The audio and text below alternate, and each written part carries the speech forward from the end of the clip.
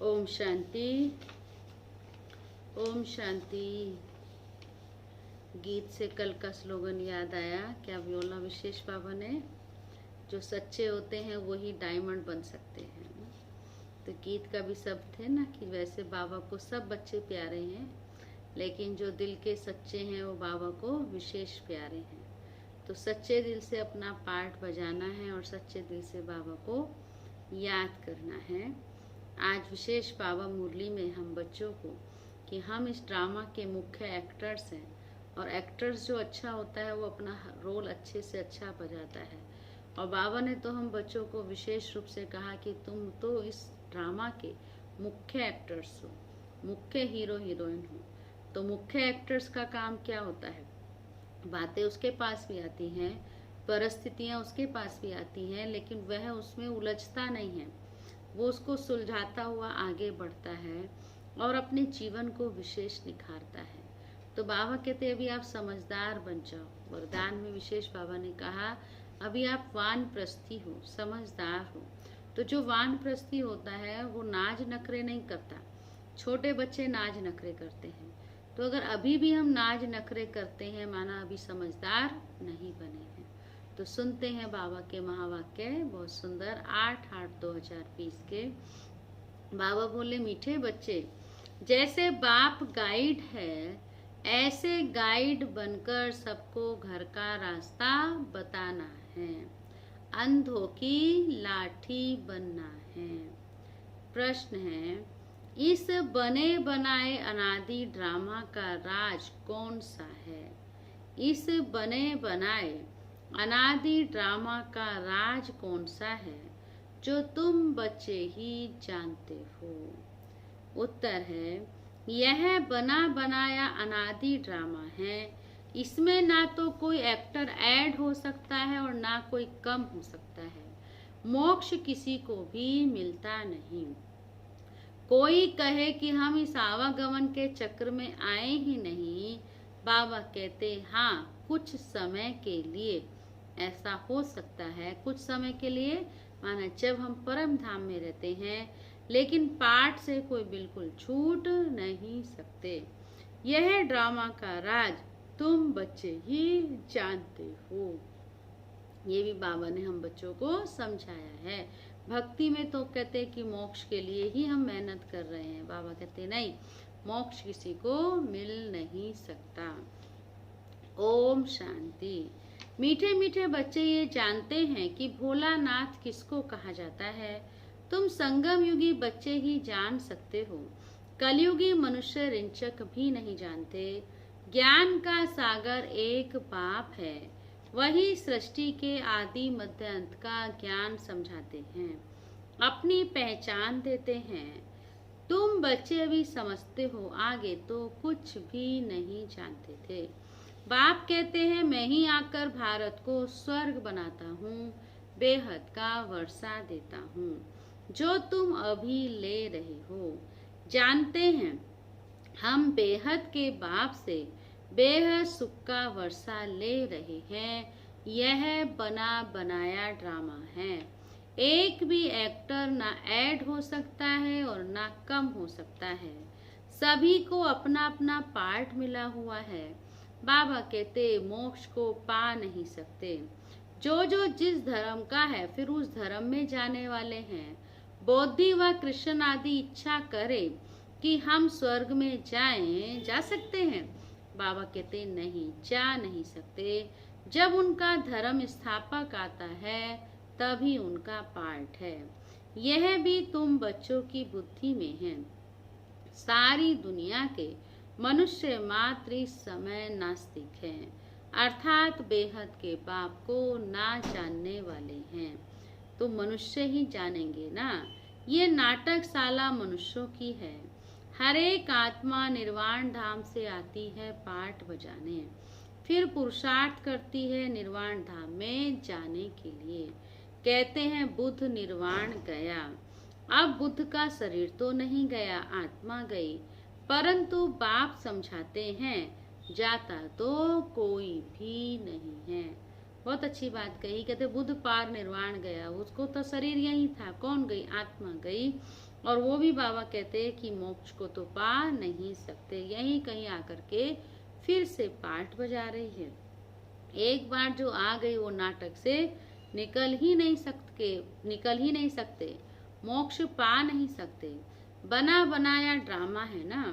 कोई मनुष्य समझते हैं मोक्ष मिलता है, इसलिए पुरुषार्थ करते रहते हैं। जैसे जैनी लोग पुरुषार्थ करते रहते हैं, उनकी अपनी रस्म रिवाज है, उनका अपना गुरु है जिसको मानते हैं। बाकी मोक्ष किसको भी मिलता नहीं है। तुम तो जानते हो हम पाठधारी हैं इस ड्रामा में। हम कब आए फिर कैसे जाएंगे यह भी किसको पता नहीं है। जानवर तो नहीं जानेंगे ना।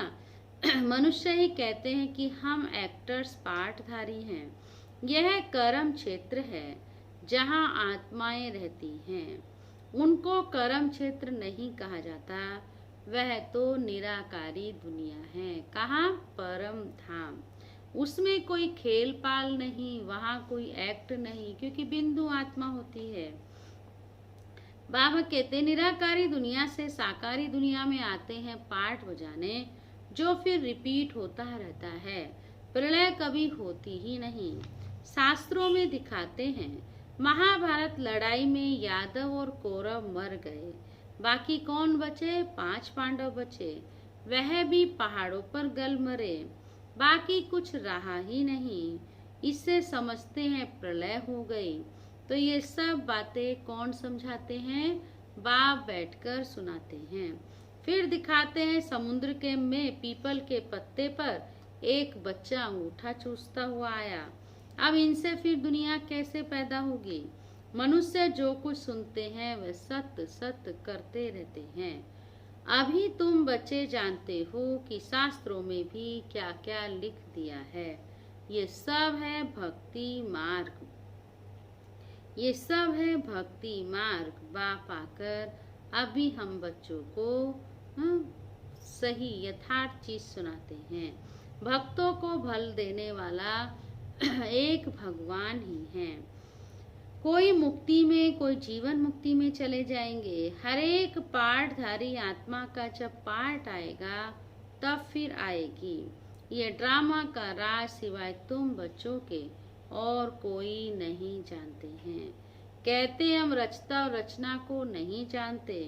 ड्रामा के एक्टर्स होकर और ड्रामा के आदि मध्य ड्यूरेशन आदि को ना जाने तो बेसमझ कहेंगे ना। समझने से भी समझते नहीं हैं। 84 लाख समझने के कारण ड्यूरेशन भी लाखों वर्ष दे देते हैं। अभी तुम समझते हो बाबा, हम आपसे कल्प कल्प आकर स्वर्ग की बादशाही लेते हैं। ये बात भी हम अभी समझते हैं कि अब बाबा से हम मिले हैं और बाप से बेहद की बादशाही कल पहले भी ली थी हमने और आज भी ले रहे हैं। 5000 वर्ष पहले भी आपसे मिले थे बेहद का वर्षा लेने के लिए। यथा राजा रानी तथा प्रजा सब विश्व के मालिक बनते हैं। प्रजा भी कहेगी हम विश्व के मालिक हैं। तुम जब विश्व के मालिक बनते हो उस समय चंद्रवंशी राज्य नहीं होता। कब? सतयुग में। उस समय सूर्यवंशी राज्य होता है। बाबा कहते तुम बच्चे ड्रामा के सारे आदि मध्य अंत को जानते हो। मनुष्य भक्ति मार्ग में किसकी पूजा करते हैं उनको भी जानते नहीं। जिसकी भक्ति करनी होती है तो उनकी बायोग्राफी को भी जानना चाहिए ना। बाबा कहते तुम बच्चे अभी सबकी बायोग्राफी जानते हो बाप के द्वारा। तुम बाप के बने हो। बाप की बायोग्राफी का पता है। वह बाप है पतित पावन लिबरेटर गाइड। तुमको कहते हैं पांडव। तुम सबके गाइड बनते हो। अंधों की लाठी बनते हो सबको रास्ता बताने के लिए।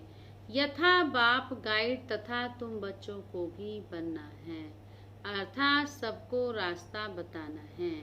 तुम आत्मा वह परमात्मा है, उनसे बेहद का वर्षा मिलता है। भारत में बेहद का राज्य था, अब नहीं है। तुम बच्चे जानते हो हम बेहद के बाप से बेहद सुख का वर्षा लेते हैं, अर्थात मनुष्य से देवता बनते हैं। हम ही देवताएं थे, फिर 84 जन्म लेकर शूद्र बने। तो बाप आकर हम शूद्र से ब्राह्मण बनाते हैं। यज्ञ में ब्राह्मण जरूर चाहिए। यज्ञ रक्षक, यज्ञ की संभाल करने वाले कौन? ब्राह्मण। तो बाबा कहते यज्ञ में ब्राह्मण जरूर चाहिए। यह है ज्ञान यज्ञ। भारत में यज्ञ बहुत रचते हैं। इसमें खास आर्य समाजी बहुत यज्ञ करते हैं। अब यह तो है रुद्र ज्ञान यज्ञ, जिसमें सारी पुरानी दुनिया स्वाहा होनी है। अब बुद्धि से काम लेना पड़ता है। कलयुग में तो बहुत मनुष्य हैं। इतनी सारी पुरानी दुनिया खलास हो जाएगी, कोई भी चीज काम में नहीं आनी है। सतयुग में तो फिर सब कुछ नया होगा।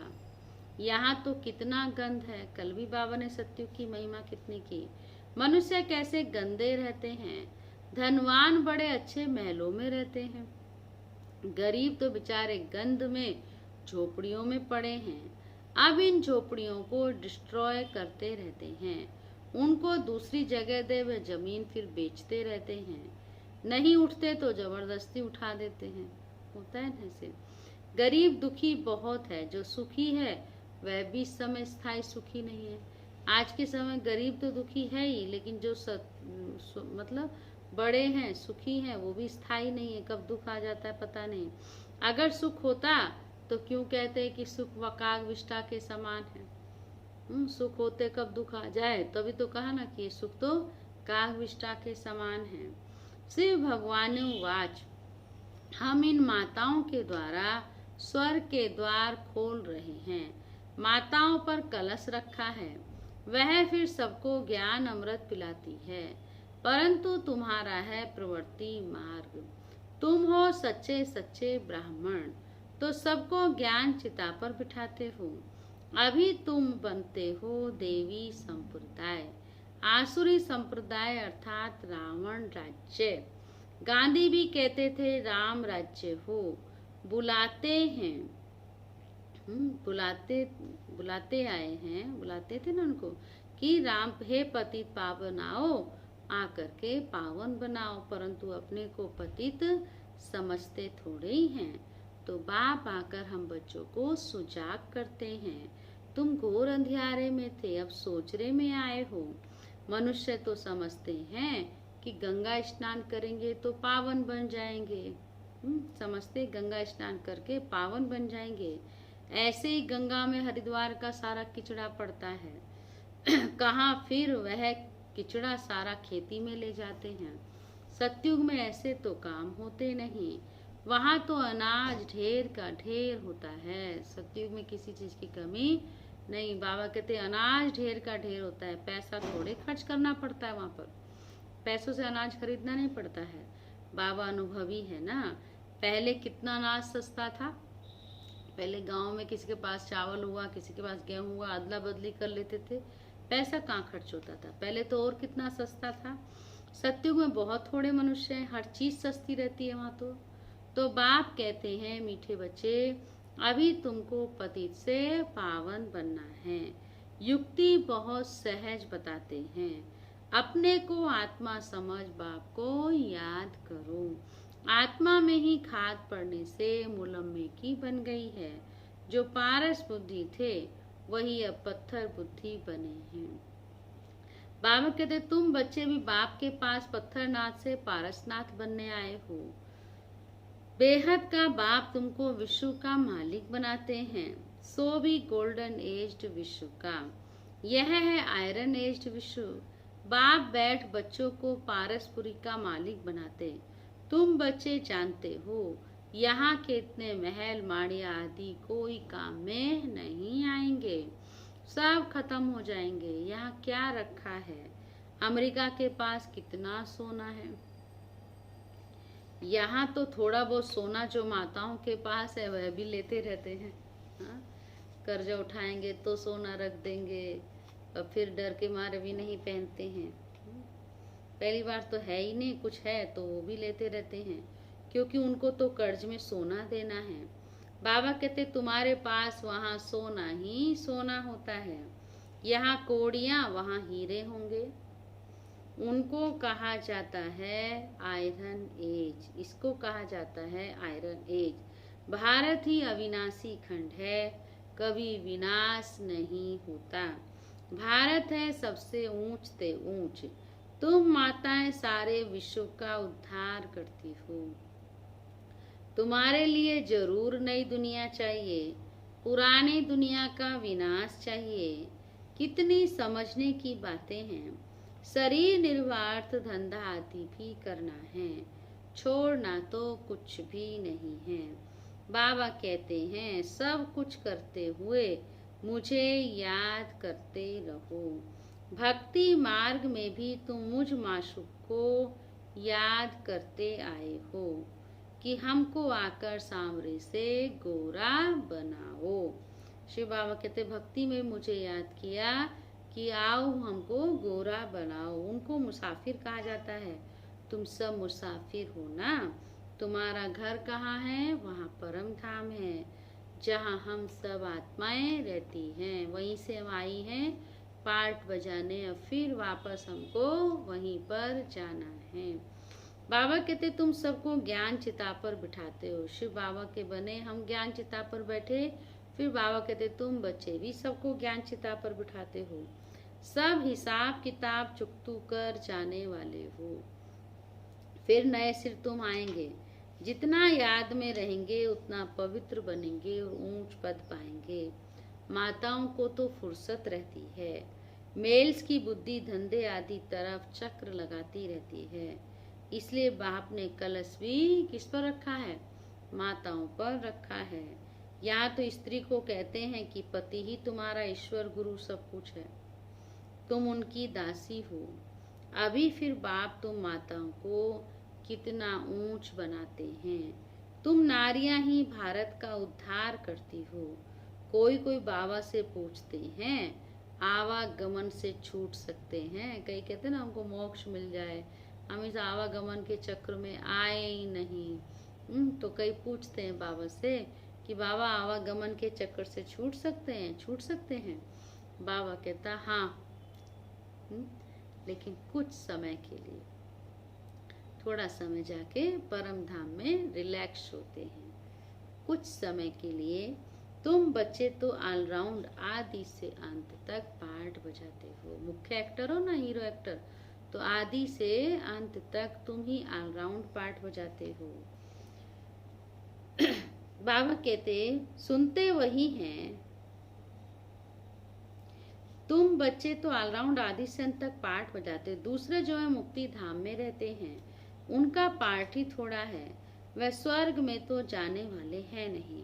आवागमन से मोक्ष उसको कहेंगे जो पिछाड़ी को आए और गए। ज्ञान आदि तो सुन नहीं सकते। सुनते वही हैं जो शुरू से अंत तक पार्ट बजाते हैं। कोई कहते हमको तो यही पसंद है, हम वहाँ बैठे रहें। कई कहते हम आवागमन के चक्कर में नहीं आना चाहते, वहीं बैठे रहें। बाबा कहते ऐसे थोड़े ही हो सकता है। ड्रामा में नुधा हुआ है, जाकर पिछाड़ी में आएंगे जरूर। बाकी सारा समय शांति धाम में रहें, शांति धाम में हो, ऐसा हो नहीं सकता। ये बेहद का ड्रामा है जहाँ आकर के हम सबको पार्ट बजाना ही है। मुख्य एक्टर्स को ऑल राउंड शुरू से लेके अंत तक पार्ट बजाना है। अच्छा, मीठे मीठे सिखी लदे बच्चों प्रति मात पिता बाप दादा का याद प्यार और गुड मॉर्निंग। रूहानी बाप की रूहानी बच्चों को नमस्ते। हम रूहानी बच्चों की रूहानी बाप दादा को भी गुड मॉर्निंग, नमस्ते नमस्ते नमस्ते। धारणा के लिए मुख्य सार तो विशेष आज बाबा ने अंडरलाइन कराया। सच्चा सच्चा ब्राह्मण बन सबको ज्ञान अमृत पिलाना है, ज्ञान चिता पर बिठाना है। सच्चा सच्चा ब्राह्मण बन सबको ज्ञान अमृत पिलाना है, ज्ञान चिता पर बिठाना है। सेकंड पॉइंट, शरीर निर्वाह अर्थ धंधा आदि सब कुछ करते पतित से पावन बनने के लिए बाप की याद में रहना है और सबको बाप की याद दिलानी है। वरदान बहुत सुंदर बाबा ने कहा, निरंतर याद और सेवा के बैलेंस से, निरंतर याद और सेवा के बैलेंस से बचपन के नाज नखरे समाप्त करने वाले वानप्रस्थी भव। छोटी छोटी बातों में संगम के अमूल्य समय को गंवाना बचपन के नाज नखरे हैं। अब यह नाज नखरे सोखते नहीं। वानप्रस्थ में सिर्फ एक ही कार्य रह जाता है, क्या करना?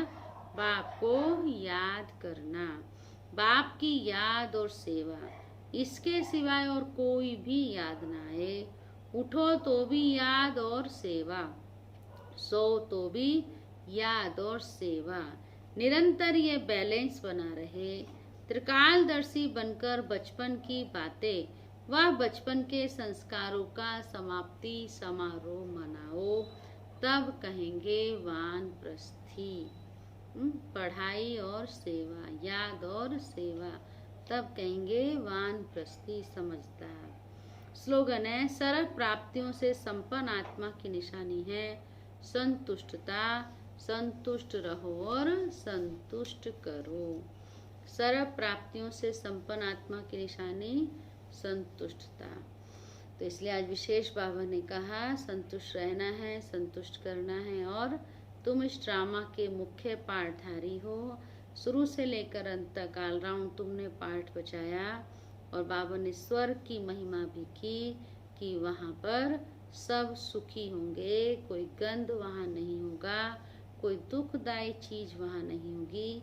यहाँ पर गरीब तो है ही दुखी, लेकिन सुखी भी कब दुख आ जाए उसका भी गारंटी नहीं है, वो भी संपूर्ण सुखी नहीं है। उसीलिए कहा कि सुख काग विष्टा के समान है यहाँ के लिए, लेकिन सतयुगी दुनिया जहाँ बाबा ले जा रहा है वहाँ है ही संपूर्ण सुख। तो अभी हम बाबा को याद करेंगे और सुख की दुनिया में चलने का विशेष पुरुषार्थ करेंगे। ओम शांति।